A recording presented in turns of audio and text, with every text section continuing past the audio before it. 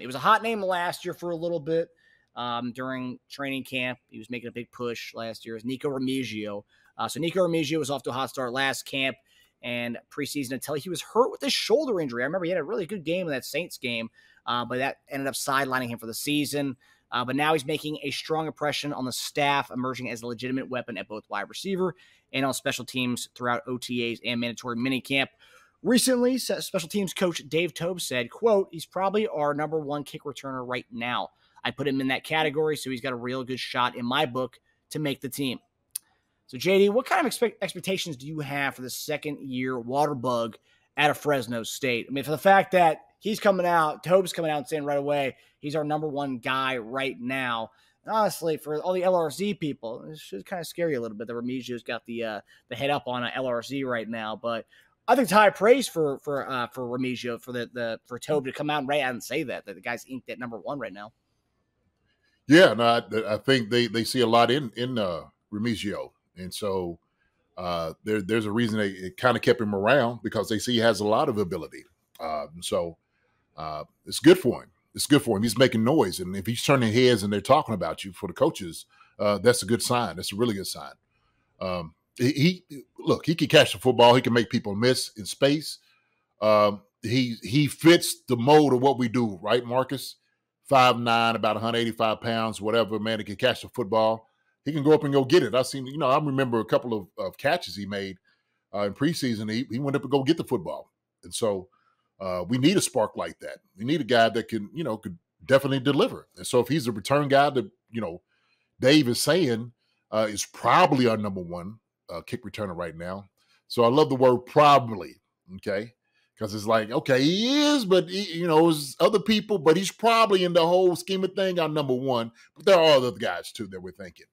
So, Dave is just saying, like, he has a real legitimate shot of making his team. So, we're pushing for it. We push for all these guys to make it. But I do like his attitude. I like his skill set. I think he's a guy, man, that brings a lot of energy to what we do offensively.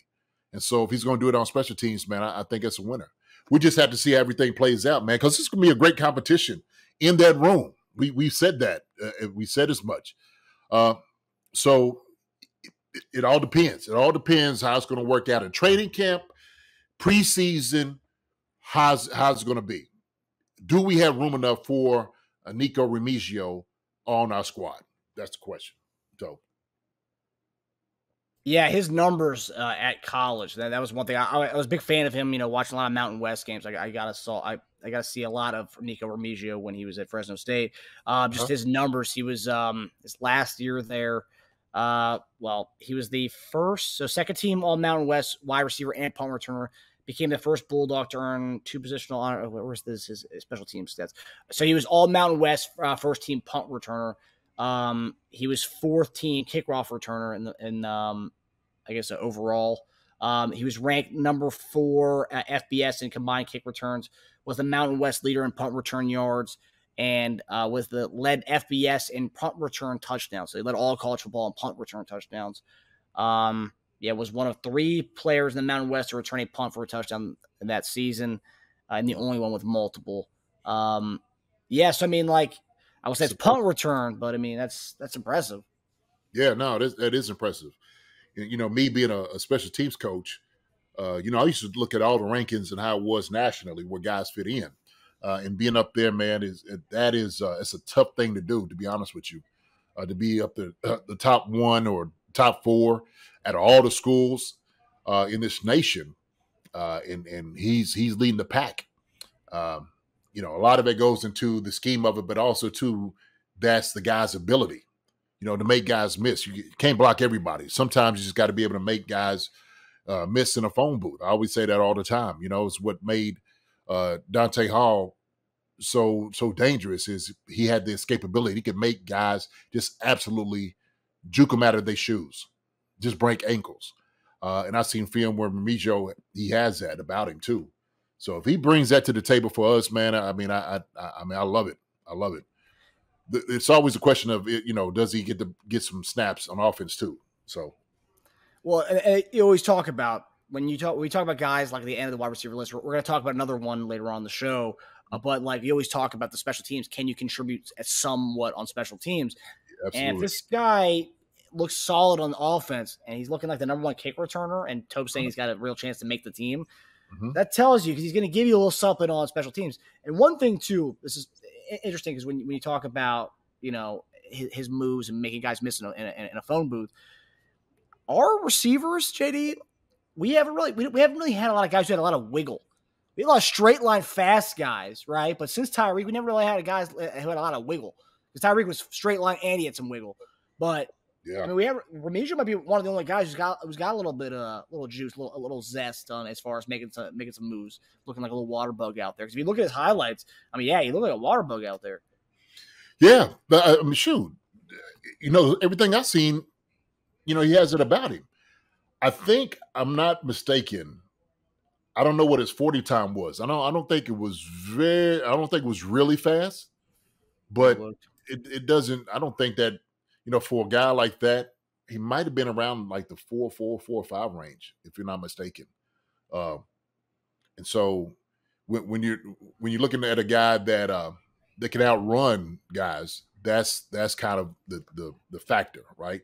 That's the one that changes a whole lot of different things. What did you run the 40 in? You see him? 4.56 at his pro day and 4.57. So. Oh man. Okay. Well, it's not terrible. It's not terrible. So sometimes he has game speed. Sometimes he feels speed. So that's a real thing. But it doesn't matter if you can move laterally like you do forward, and like I said, keep guys just from tackling you. I mean, shoot, that's what you want. That's what you want. So. And this is something that when you talk about the LRZ effect, which everyone always talks about, LRZ, is when we say a guy who's been playing football for such a long time, which Remigio has, right? Yeah. He can provide a little bit of a lot of things on a team, be it special teams, and he can be a contributor as far as working in the slot. Because I think we talk about Sky Moore, we talk about Darius Toney. I think he's a guy that would be competing for spots in the slot with them. I think he would be a guy to kind of push those two. As far as competing for playing time, and the fact that he can do a lot of things and contribute on special teams, I think that's where it's like, oh, when you talk about the roster, those fringe guys at the end, this is the kind of guy that LRZ is going to have to be battling it out for, and that's why it's like, man, like it's not a foregone conclusion that he's going to make the team, you know? So because you have guys like this, right? Yeah, it's going to be tough, man. It's going to be tough. Look, no doubt about it. It's going to be some guys left off the squad. And the determining factor is always going to be special teams. It is all about your contribution there.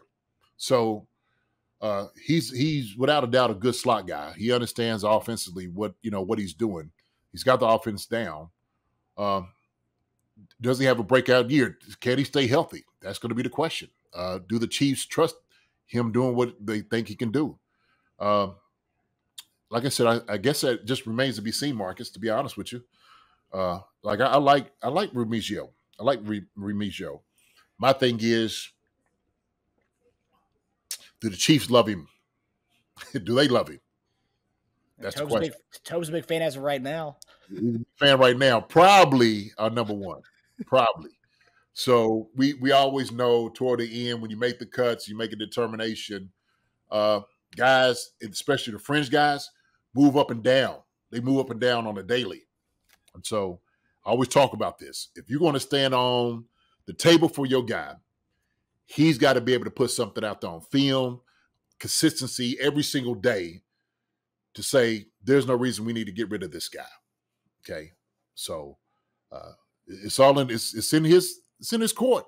It's in his court, man. So as long as he performs and does what he needs to do, shoot, he'll be here.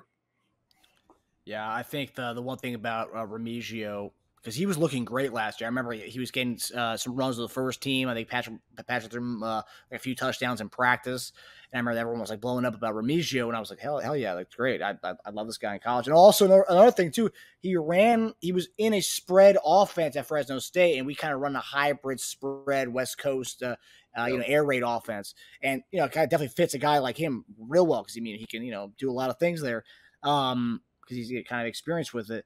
Whereas guys like LRZ, who have never had experience with this kind of offense and offense in general, that's where another separation there. But yeah, I think Remigio, had he not gotten hurt last year, I think you can make a case and say that he probably would have made the team over Richie James. Because I remember there was a certain point where Richie James wasn't getting a lot of playing time with the ones. He was kind of running with twos, threes. He gets hurt because they were kind of rotating in and out during that Saints game, that preseason game. Yeah, he was hurt. And that's always too, like preseason, you're not really going with the number one quarterback. So they're trying to make a determination based off of that. And so in practice, if you're running with the ones or you're getting some look with Patrick Mahomes, it's always about that chemistry that you have with the number one quarterback. But yeah, I think from where we were last year with the wide receiver room, he without a doubt would have been able to help us. This has been a good year for the wide receivers, besides Rashee Rice. Other than that, it was a lot of questions around everybody else because of, the drops, route running. That was it. Remigio might have been the guy that sparked that, like, oh man, that's why we need. That was true. That's why we went back and got Mecole Hardman. Okay, because we needed something. Because those guys weren't necessarily performing. So I think it's different this year. Totally different room than it was last year, for sure. So it's going to be harder to make it this year than it was last year. Hi, everybody. Thanks for watching. Subscribe here to get the latest from the show. Also, be sure to check out the best clips from Chief Concerns. And if you prefer to listen to the show, subscribe and follow us on Apple Podcasts, Spotify, and anywhere else you get your podcasts.